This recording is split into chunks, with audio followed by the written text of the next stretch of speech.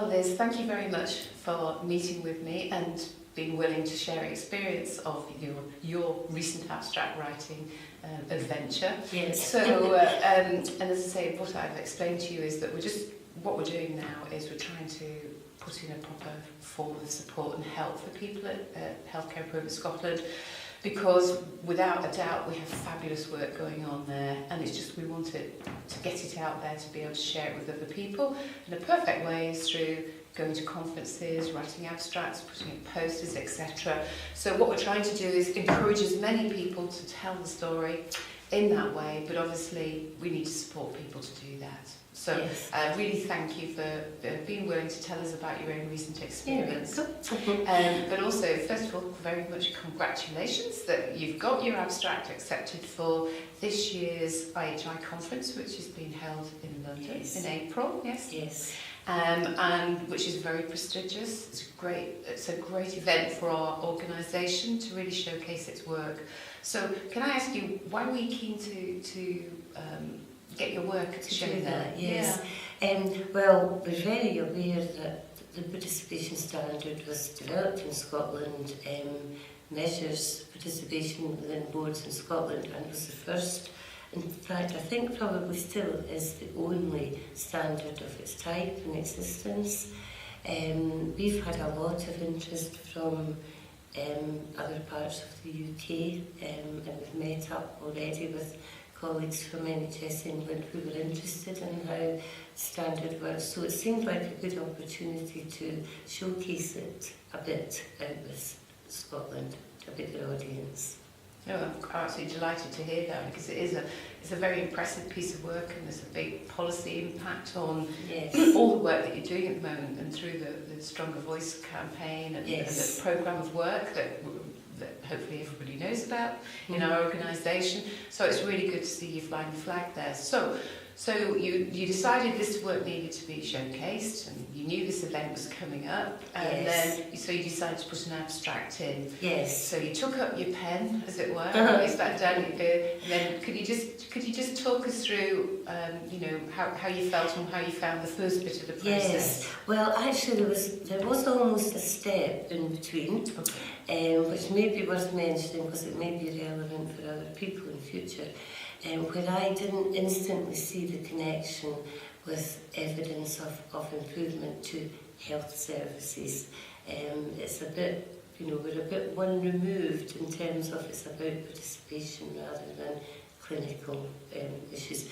So, although I saw the email that was sent out in the first place, I didn't really connect that it may be of interest to submit something on the participation standard. So I think that that's something that people maybe need to think a bit out of the box. It's not always something that's going to show immediate improvement in services. So the result of that was that then it was very last minute, because it came from a conversation in our directorate management team where actually Richard Norris, the director, said, I think you should submit something on the participation standard. And we sort of talked through how, yes, in the end, it hopefully does bring improvement in health services. So it was literally last minute, it was the day before when I put the abstract together.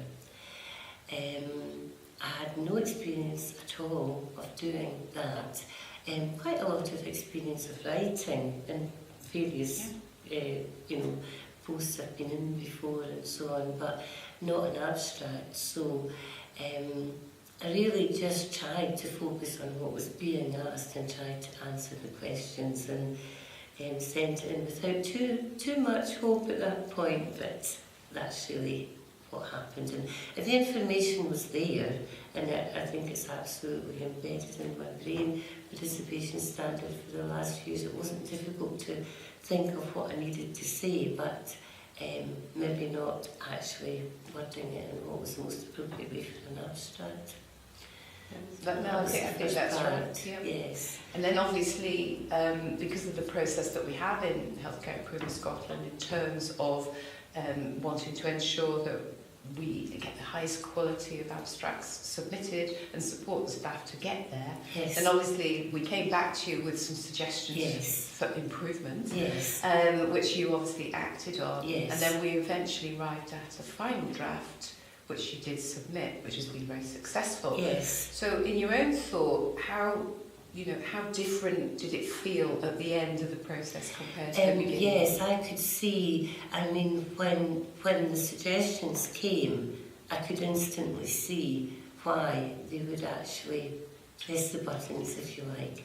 And it wasn't a case of dramatically changing anything about my work, so I didn't feel, I didn't feel affected by it. Absolutely felt supported and felt that it was, as we would all try and help each other with something that's our area of expertise, this was someone else's area of expertise, and so to have the helpful suggestions were much appreciated. And I think I could see the benefit without feeling that my work had been overtaken. Okay.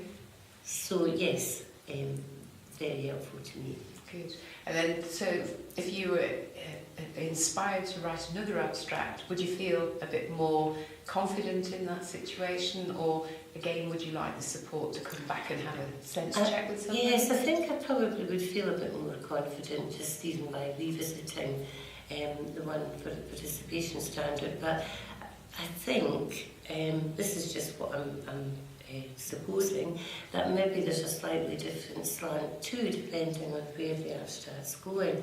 So it's likely that people without much experience like me would always want to have some pointers and support. Yeah, that's really, really helpful. Yes. Thank you for that. As I say, what we're trying to do in this process and through some of the training and the support mechanisms is to actually make that happen, so that more people, as many as we can get, who are doing fantastic work, are able then to get it into these arenas for people to see.